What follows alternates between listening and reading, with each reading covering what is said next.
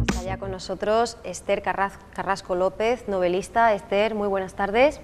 Buenas tardes. Y bienvenida a Córdoba TV. Bueno, Esther, la sonrisa de Consuelo Aguilar Jurado inspira tu primera y de momento última novela, aunque según hablábamos antes de comenzar, ya estás en un proyecto que no tiene nada que ver, pero que vuelve, ¿no? Que después de estos, decías tú, casi 2 años de peregrinación, presentando este libro que editaba El Páramo en el año 2011, ya hay ganas, ¿no?, de volver a publicar y sobre todo de seguir escribiendo. Ganas de seguir escribiendo hay siempre, porque cuando es lo que más te gusta en el mundo no puedes dedicarte a otra cosa. Claro. Pero sí, ya este libro surgió por una circunstancia muy concreta, y ahora pues estoy retomando un poco mi estilo y vamos a comenzar con otro tipo de literatura, a ver qué tal, ¿no? A ver si hay suerte. Y después de una experiencia tan especial, que ahora hablaremos de por qué es tan especial la escritura de este libro, ¿cómo ha sido eso de volver al otro traje, al otro disfraz, al de Esther Carrasco, más allá de su biografía, más allá de la historia de su familia? Pues la verdad es que me ha gustado mucho volver a mi género, ¿no? Porque es con lo que se disfruta realmente. Claro. Cuando dejas que tu mente cree... Es un poco, a mí, el tipo de literatura que me gusta es de terror, de ciencia ficción. Claro, tú dejas que tu mente fluya y que deje un poco lo que vaya dejando su camino. Es tranquilizador, porque este libro fue muy duro de escribir en algunos fragmentos, como tú ya habrás podido ver, y claro, es una experiencia muy diferente. Claro. Y es que no hablamos simplemente de un relato a posteriori, sino que, en fin, es todo un cúmulo de sesiones en las cuales pues, tu abuela, en este caso Consuelo, pues te iba relatando, ¿no? Te iba narrando pues, los acontecimientos más importantes de su vida, y tú, como dices además en la introducción, que habías aprendido mecanografía, por esa admiración que tenías hacia ella, pues te limitas a priori, evidentemente, a recoger, ¿no?, ese testimonio, y luego, evidentemente, pues le ponemos también la parte de Esther Carrasco, de la escritora, pero en cualquier caso has querido respetar, ¿no?, esa forma de hablar, porque la verdad es que da la sensación de que la estamos escuchando a Consuelo. Efectivamente, yo lo que intenté fue trasladar sus vivencias, pero también cómo ella misma la hubiera expresado, e intenté buscar sus palabras. O sea, el libro está hecho en primera persona y está contado tal y como ella lo hubiera hecho. Sí. Para eso, pues evidentemente tuvimos que, aparte de las historias que ella me podía haber contado desde niña siempre, tuvimos que recoger una serie de grabaciones, ordenarlas cronológicamente, buscar el momento histórico en el que se habían desarrollado. Ella además vivió muchos momentos históricos muy diferentes, muy importantes en la historia de España, significativos, y finalmente pues conseguimos hacer esta pequeña obra, ¿no?, que espero que sirva de ayuda a muchas personas que quieran pues recoger un poco su pasado, ¿no?, y saber de dónde vienen. Por supuesto, episodios cruciales, no ya de la historia de España, sino de la de Córdoba. Tenemos la sensación, una sensación que yo la verdad había olvidado de cuando leí por primera vez La Feria de los Discretos, ¿no? Ese estar en el sitio, ¿no?, ese poder hacer un itinerario privilegiado por rincones, algunos todavía existen, otros ya no, pero en cualquier caso, curiosidades que, claro, que solo nos puede dar pues la memoria viva, ¿no?, de Consuelo en este caso. Efectivamente, hablamos de una ciudad que es Córdoba, pero que parece otra, ¿no?, desde el punto de vista de nuestros abuelos, que es una ciudad mucho más pequeña, mucho más sencilla, una manera de vivir muy diferente que ahora no encajaría en la sociedad actual, y que es muy llamativa, porque además los personajes más relevantes toman vida con una cotidianidad y una sencillez que se nos escaparía ahora mismo, que solamente lo conocemos a través de los libros. Claro, efectivamente, ese otro punto de vista, y la verdad es que no podía ser más acertado el título, Historia de una mujer con una sonrisa, y la imagen, ¿no?, la fotografía, nos llama la atención no solo ya esa sonrisa clara, contundente, sino esa mirada de brillo inocente, ¿no? Tal como tú misma nos dices. Efectivamente, la novela está escrita en primera persona, pero tú haces una introducción y un cierre en el que aprovechas de alguna forma para mostrar esa cercanía y también se percibe cierto sentimiento de distancia, ¿no? Es decir, ¿le habré podido yo transmitir a mi abuela tanta admiración, que ha sido tan ejemplar, no solo ahora ya para cualquier destinatario, para cualquier lector, sino para su propia familia? De alguna manera se lleva mejor esa, pues lógicamente, ese difícil paso de superar la pérdida de un ser tan sumamente querido con la escritura de este libro. Hombre, es muy complicado superar la muerte de cualquier ser querido, siempre. Justamente este libro sale cuando ella acaba de fallecer. Ella sabía que iba a estar en el mercado, pero no llegó a verlo, no llegó a estar en la presentación, no llegó a acompañarme en ese día tan importante. Claro. Mi abuela era una persona muy importante para mí, yo había vivido con ella siempre, la quería muchísimo, teníamos mucho en común, hablábamos de muchísimas cosas y aprendí mucho de ella. Y este libro, pues, para mí, por eso es una gran satisfacción. Además, es un legado que le dejamos a todos los familiares que nazcan a partir de ahora, y también es un homenaje a ella, es un homenaje a ella. Nunca terminas de saber si le has podido transmitir a una persona cuánto la quería. Hay que aprovechar mientras que esté en vivo, está claro. Claro que sí, además yo creo que esa filosofía iría muy bien, ¿no?, con la forma de pensar que tenía ella, porque si algo destaca y si algo puede llegar a emocionar de verdad en cualquier contexto es ver cómo ante adversidades tales como las que a ella le tocó vivir, pues cómo lo afrontaba todo, ¿no?, absolutamente todo, a pesar de repetir una y otra vez que la confianza ha muerto, ¿no?, una serie de ideas que a ella, pues de alguna manera le devolvían el panorama que tenía ante sí y que le afectó hasta el punto de estar en la lista, ¿no?, de aquellas personas que iban a fusilar, que por unas o por otras pues fue una auténtica superviviente, ¿no? Fue una superviviente, tuvo suerte dentro de las circunstancias, porque dentro de su entorno lo más lógico en aquella guerra, en aquella posguerra, es que hubiera muerto. Claro. Realmente salió adelante, la disfrutamos muchísimos años, no sabemos aún muy bien cómo lo consiguió, porque fue bastante curioso, y la verdad es que se nos queda esa idea de que ahora por cualquier problema parece que se nos viene el mundo encima, y como yo no solamente mi abuela, sino las personas de esa generación eran capaces de superar la adversidad con tan buen talante, ¿no? Es sorprendente. Y también tenemos mucho que aprender de eso, de lo que es la lucha, de lo que es decir, si no me gusta lo que hay, tengo que luchar por cambiarlo, pero con buena cara, ¿no? No hay tiempo para deprimirse ni para hundirse. Muy efectivamente, con buena cara. Bueno, hablamos por última vez de esas sesiones, de esa escritura. Nos hubiera gustado poder mirar por algún agujerito. Pues me imagino que momentos muy emotivos. ¿Con qué te quedas? Porque además de este legado, para ti se queda haber vivido pues en la última etapa de su vida de una forma además tan intensa, ¿no? Totalmente. Pues fue muy curioso porque en todas esas grabaciones mi abuela pues nos contaba muchas historias, porque además a mi hermano y a mí nos gustaban muchísimo, ¿no?, sentarnos a la mesa y que ella nos fuera narrando un poco sus vivencias. Pero ¿qué es lo que pasa? Que en el momento que ya lo vamos a trasladar a un libro, empiezan a aparecer capítulos de su vida, anécdotas que no conocíamos de nada y que eran especialmente duras, ¿no?, que un poco la tuve casi que obligar a que me contara, porque ella no quería que yo viera esa parte fea del mundo, ¿no?, de la guerra. Y fue sorprendente, sobre todo con la tranquilidad con que me las contaba. Estaba tan acostumbrada a escucharlas que entraban en su cotidianidad y no era capaz de imprimirlas de la dureza que tenían, ¿no? Me asustaba yo.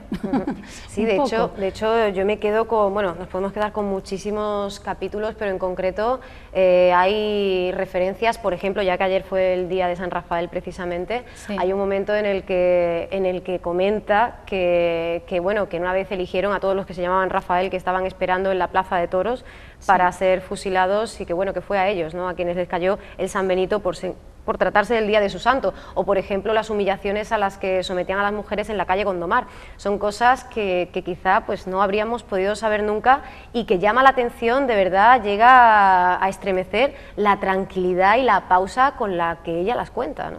Ella las contaba con muchísima pausa, es verdad, no no llegaban a resultar ni siquiera hirientes, parecía que te contaba algo ajeno. Pero es verdad que son historias muy duras y que no han trascendido, curiosamente, cuando yo creo que son muy significativas, ¿no? De lo que la gente estaba viviendo, y que sí, cuando yo he ido a hacer alguna presentación a algunos pueblos de la provincia de Córdoba, porque los pueblos también se vio pues la guerra de una manera muy dura y la posguerra sobre todo, sí ha venido mucha gente mayor diciendo, me acuerdo perfectamente como si lo estuviera viendo, ¿no? Claro. Y cómo han podido sobrevivir a una etapa tan complicada. Es sorprendente. Es sorprendente, y además es que hablamos con una mujer que ha sido testigo y también parte. Se entrecruza de hecho en la novela, por un lado, el papel de la mujer, porque también evidentemente ella en ese sentido habló de rebeldía. De hecho, el concepto rebeldía se repite constantemente. Incluso su madre, también otra mujer ejemplar, decía que ya que por desgracia quizás nos tocara pues no elegir cuándo íbamos a morir, pues por lo menos elegir el cómo, ¿no? La forma, sí. Yo he tenido la suerte de vivir en una familia de grandes mujeres rebeldes, que siempre han sido muy destacadas, un matriarcado, diría yo. Y sí es verdad que te llega toda esa fuerza que te transmiten tus antepasados, y es muy bonito. Yo no creo que tenga la posibilidad nunca de demostrar lo que han podido demostrar ellas, pero sí me recuerdo a mi abuela Antonia, además, mi bisabuela, que la conocí, tuve la suerte de conocerla. Recuerdo esa fuerza de carácter y eso te ayuda mucho a lo largo de tu vida. Y seguro que ella, pues bueno, se fue con ese sosiego, con esa felicidad, no solo ya, por supuesto, de la trayectoria política, ¿no?, de la mismísima Rosa Aguilar, sí, ¿verdad?, que es tu tía, ¿no? Es mi tía, efectivamente, sino además de su nieta escritora, que además le dedicara un paréntesis, como decías, es difícil, ha sido difícil porque he tenido que salir pues de mi género, de mis corrientes, incluso de mi manera, ¿no?, de enfrentarme al papel en blanco. Por supuesto, pues haberlo hecho así. Decíamos que la novela se entrecruza esa lucha de la mujer, cómo llega ella a trabajar en la Diputación de Córdoba, en el momento, en una de las fotos, porque además tiene otro atractivo el libro, y es un material fotográfico familiar. Además encontramos una foto de los compañeros de trabajo, pues son 2 mujeres, como mucho 3 las que había, y ella, gracias a esa habilidad con la mecanografía y a esa capacidad de trabajo y a esa perfección que ponía todo lo que hacía, pues consigue mantenerse, no sin vicisitudes, ¿no? Pero esto de alguna manera corta con el papel pues de toda la población en aquel momento, ¿no? También asistimos a momentos realmente dramáticos, no solo de la familia, sino de las personas que la rodeaban. Sí. Es verdad que la vida de mi abuela estuvo marcada por muchos momentos muy duros, era una vida un poco dramática, la verdad es que sí, que esa sería la palabra adecuada, pero ella se sobrepone a todo con una constante lucha, está luchando constantemente. ¿Qué pasa? Que además todo esto se da en una sociedad donde hay todavía una lucha de género muy importante, donde la mujer pues no puede acceder al mundo laboral o no a los puestos que le gustarían, que lo que hay son costureras, lo que hay son vendedoras, pero entrar en la Diputación de Córdoba era un reto muy importante, cobrar era un reto muy importante, y moverse en ese círculo lleno de hombres, pues todavía más, y mantenerse impresionante, y creo que fue una de las pioneras que nos han abierto el paso a nosotras después. Efectivamente, y a la que le tocó pues vivir, nacía en el año 15, ¿verdad? Sí. Le tocó vivir en esa Córdoba honrada, que decía el padre de Ortega y Gasset, ¿verdad? Y además tú esto también lo introduces en la novela, pero todavía muy rural y muy agrícola, ¿no? Ya no nos imaginamos pues el ganado, ¿no?, atravesando Cruz Conde, ¿no? Efectivamente, es que era una sociedad totalmente distinta, ¿no? Las tendillas lo que había era un mercado para comprar verduras, para comprar fruta, y pasaba el ganado, se dejaba la leche en las puertas, dejaban el dinero, no se lo llevaba nadie. Sí. Y sí, una sociedad muy sencilla y muy tranquila, que ella además recordaba con mucho cariño. Decía que su infancia fue la época más feliz de su vida y que le encantaría que Córdoba volviera a ser lo que era. Y la verdad que sí, que hubiera tenido un encanto especial, y también me hubiera gustado verla, como tú dices, por un agujerito, ¿no? Cómo era, cómo se desarrollaba entonces la vida. Hitos que todos conocemos, pero trasladados a la ciudad de Córdoba, que eso ya no es nada habitual, la proclamación de la Segunda República, el golpe de Estado de Miguel Primo de Rivera. La verdad es que le tocó vivir, como decíamos, instantes cruciales, Incluso también hace referencia a la muerte de Lorca, ¿no? Y a mí me parece curiosísimo cómo ella, procedente de una familia republicana y con una ideología determinada, cómo ella vive eso, ¿no? Cómo parece que el radio o el cerco se va estrechando, ¿no? Ese vivir permanentemente con miedo. Efectivamente, vivían permanentemente con miedo, un miedo que no se le quitó nunca. De hecho, yo recuerdo todavía como cuando llamaban a la puerta y no sabía quién era, se seguía asustando, pensando que venían a por ella. Pero es verdad que siempre, toda la vida en Córdoba, el mundo de la cultura ha sido muy importante, siempre. Para ello, la personalidad de Federico García Lorca, que en ese momento pues tomaba su máximo apogeo, también tenía una gran importancia, y el hecho de matarlo fue como algo más que la tristeza de la muerte de una persona que evidentemente porque era un emblema ya, ¿no? Exactamente, era matar un emblema, era matar una posibilidad, era matar una ideología, y lo viven con una especial tristeza, lloran por ello, de hecho. Sí, de hecho, no con la muerte exactamente, pero sí con el exilio, pues la generación del 27 en general se ve sesgada, ¿no? De una forma en fin, bastante dura. Y bueno, por no hablar de Miguel Hernández, que estaría ahí un poco ya en el epígono, pero bueno, que también evidentemente llegó a ser pues una seña, pues toda una identidad para esa república que se mascaba, ¿no? Eso también se dice en la novela.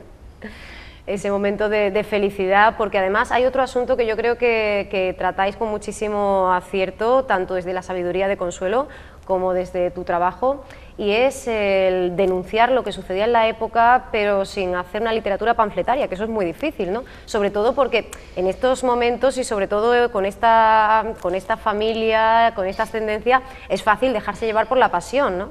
Totalmente, sería facilísimo, pero es verdad que lo principal que he tratado de buscar y que debe de buscarse es el respeto. Una guerra nunca es buena, no es buena para nadie, muere mucha gente y mucha gente de mucha ideología, y me hubiera parecido una falta de respeto bestial no haber tratado con respeto a la muerte de todo el mundo por igual, ¿no? Dentro de que evidentemente la posguerra pues, castigó mucho más a la ideología de izquierda. Claro. Pero siempre hay que buscar eso porque es lo que nos gusta a nosotros, ¿no? Que busquen eso también los demás, así que vamos a predicar un poquito con el ejemplo. Claro que sí, además eso entra dentro de ese ideario de Consuelo, eso de ser positiva o morir en el intento, ¿verdad? Y parafraseamos directamente de la novela, e incluso, bueno, me imagino que para ti especialmente puntual, protagónico, la página 105 en la que aparece Esther, ¿no? Claro. En la que tu abuela pues habla de ti y de esa forma, ¿no? Me imagino para ti transcribir eso pues tiene su plus, ¿no? Hombre, no había más remedio, tenía que aparecer evidentemente en este libro, porque yo creo, vamos, yo sé positivamente, yo fui muy importante para mi abuela, igual que mi hermano y cualquiera de mi familia, y yo sé que me quería mucho y me he permitido, ¿no? Tener mi espacio también. Un pequeño espacio, decía Consuelo, en palabras de Esther también, por supuesto, hay gente destinada a vivir para siempre. Yo creo que Consuelo es un buen ejemplo de esto, porque como ella decía, desafiando a la centena todavía, ¿no? Totalmente, sí, estuvo a punto, le faltó muy poquito, pero sí, me parecía una idea preciosa. Además se lo prometí, la verdad, le dije, abuela, vas a vivir para siempre, tú no vas a morir nunca. Y es algo, es una oportunidad y es un regalo haber podido cumplir esa promesa. Es un testimonio impagable, sobre todo porque nosotros sabemos que la historia es real, que todo está contado tal como sucedió, pero a juzgar por los giros dramáticos, por esa alternancia entre los buenos momentos y curiosidades como la normalidad con la que se asignaban las rejas, ¿no? Para que las novias y los novios pudieran charlar, ¿verdad? Como episodios pues mucho más duros, como bueno, el accidente que en un momento dado de su hermana, que en un momento dado lo trastoca absolutamente todo. La verdad es que son propios de un guión cinematográfico. Yo no creo que no surgiera la oportunidad de hacer una buenísima película de esto. Pues si surgiera, a mí me encantaría, evidentemente, lo que pasa es que no sé cómo lo encajaría. Son cosas que a veces te desbordan un poco, pero claro, me encantaría, lógicamente, ver a mi abuela en la gran pantalla, ¿cómo no? Por supuesto, y además, bueno, enlazando con lo que hemos dicho antes, yo no sé qué opinas tú, Esther, pero creo que en España todavía no hemos terminado de asumir este drama. Será que lo tenemos muy reciente, pero la verdad es que a veces te encuentras con obras como Historia de una mujer con una sonrisa, en las que se cuenta realmente cómo sucedió este periplo vital, la andadura vital profesional de Consuelo, y otras veces nos encontramos simplemente con una denuncia, ¿no? Es decir, todavía parece ser que quizá nos falta la distancia, ¿no?, que tiene, por ejemplo, pues la población alemana con respecto al nazismo, ¿no? Yo creo que en El pianista de Polanski se ve muy bien ver lo que tú decías, ¿no? Evidentemente unos pues fueron más afectados que otros, pero en realidad lo que tenemos son víctimas, ¿no? Efectivamente, una guerra siempre deja víctimas, es tristísima, y sobre todo de lo que tenemos que aprender es de eso, ¿no? Claro. De cómo a veces no hay soluciones buenas, y una guerra siempre creo que va a ser la peor. No hay distancia porque hay muchas víctimas de este tiempo que siguen vivas, que están ahí, y la distancia se toma cuando todos los datos están sobre la mesa, cuando conocemos muy bien lo que ha ocurrido, y entonces podemos pasar página.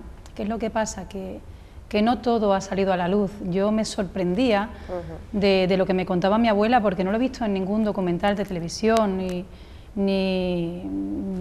de otra manera, a no ser que te acercas a un buen libro, creo que no tienes la posibilidad de acercarte, y hasta que esas personas no puedan dejar que se les escuche, pues no creo que podamos pasar página, la verdad. Así que vamos a hacerles el favor de ayudarlas un poquito. Claro que sí. Hablamos también de la memoria histórica, ¿no? Todavía ni siquiera se han podido cerrar determinados duelos, ¿no? Parece mentira. Hasta que esto no se termine de resolver, no creo que se pueda pasar página, porque hay muchas personas que siguen penando por el drama de su familia, y debemos respetar también mucho eso.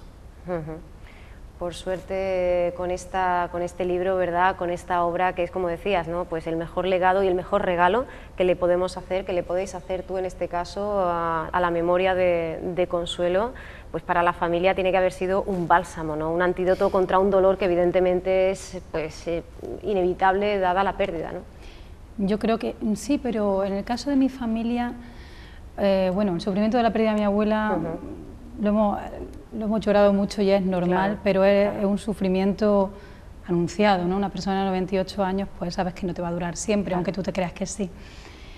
Y lo que sí, en mi familia yo creo que lo estamos disfrutando mucho, porque además muy recientemente he tenido una sobrina que se llama Paula y es preciosísima. y nació justo antes de que mi abuela la pudiera conocer, y nosotros tenemos ahora mismo la alegría de saber que le vamos a poder transmitir la vivencia y va a poder conocer de dónde procede. Y eso es una gran suerte también que vamos a tener. Hablábamos antes de cómo viven las personas de la generación de tu abuela la situación actual. ¿Qué te decía ella de las dificultades por las que ahora pues pasa la gente joven, el paro, la crisis? ¿Qué opinaba ella con tantísima experiencia, tan curtida en 1000 batallas como estaba? Ella tenía tendencia a decirme: niña, todo tiene solución menos la muerte, tú no te agobies.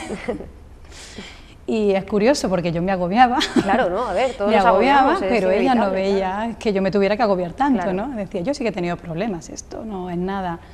Ella pues la crisis la vivió ya desde una distancia, ¿no? A ella pues le preocupaba mucho el gobierno. Eso también es muy curioso, como la gente mayor pues se compromete, ¿no?, con su idea política, cómo se desplazan, cómo desde cualquier pueblo son capaces de montarse en un autobús y estar horas para escuchar un mitin. Nosotros no venimos con esa programación. Sí, sí, es verdad. No venimos con esa programación, y también es importante, tenemos que comprometernos y tenemos que vincularnos con el gobierno y con lo que tenemos alrededor, si no, no hacemos nada. Claro. Y ella pues hasta el último momento, incluso ya con su botella de oxígeno, que no podía casi andar, se montaba en el coche y ha ido a votar hasta el último día, siempre, siempre, siempre. Sí, además habla del día en que se pudiera votar, ¿no?, como una especie de, claro, de sueño cumplido. Es que ella no podía. Claro. Ella no podía, entonces cuando ya puedes hacer algo que te han dicho que no puedes hacer, es maravilloso porque haces uso de ello muy bien. Claro. Nosotros también tenemos que darnos cuenta de la suerte que tenemos y de que los caminos son siempre hacia adelante, y que tenemos que aprovechar lo que tenemos y conquistar un poquito más, siempre un poquito más, ¿no?, para hacer honor al lugar de donde venimos. Pues yo creo que con ese ímpetu y con esa idea tan clara, estos casi 2 años, porque el libro se editaba en el año 2011, ¿verdad?, un libro premiado, sí, por cierto, sí, ¿verdad? Sí. has estado, pues eso, presentándolo en diferentes lugares y de hecho el viernes pasado pasamos por Espejo, ¿no? Por Espejo pasamos, un sitio precioso, me acogieron muy bien, salí muy contenta de allí y otro de esos grandes momentos donde disfruto muchísimo, compartiéndolo con la gente, cuando más gratificante me resulta la escritura de este libro, cuando la comparto. Seguimos divulgando, ¿no?, ese mensaje, esa filosofía de vida y robando corazones, porque yo te lo decía, Esther, antes de empezar la entrevista, ayer pasé un día maravilloso, pues eso, leyendo este libro, intentando pues que no se me escapara absolutamente nada, pero lo cierto es que me apetece volver y volver a leerlo. Yo creo que a cualquier cordobés y a cualquier cordobesa, bueno, a cualquiera de cualquier parte del mundo, pero en concreto a la gente de Córdoba, que esa óptica y además esa narración tan fidedigna de los rincones de la ciudad del café La Perla, de cómo se vivía la proclamación de la Segunda República en las Tendillas, en fin, yo creo que son cosas, como decíamos antes, ¿no?, una compilación de eventos impagable que gracias, decíamos, a sus ojos, a tus manos y por supuesto a tu habilidad como escritora, pues podemos tener aquí en Ediciones El Páramo. Me decías que la podemos adquirir, ¿no?, sin ningún problema. Sin ningún problema, en el Corte Inglés lo venden, se puede pedir de todas maneras, se puede comprar a través de internet, en la página de Ediciones El Páramo, y en cualquier librería que lo soliciten también lo pueden conseguir, pero vamos, concretamente en el Corte Inglés se compra con mucha facilidad. Muy bien, pues Esther, te damos la enhorabuena, aunque ya te la habrán dado 20.000 veces y además sabemos que la acogida ha sido magnífica y te esperamos para cuando esté esa novela totalmente distinta y esa Esther en estado puro. Pues en cuanto que la tenga yo os prometo pasar por aquí, que me encantará, y también pues con ella compartirla con todas las personas que les apetezca leerla. Muy bien.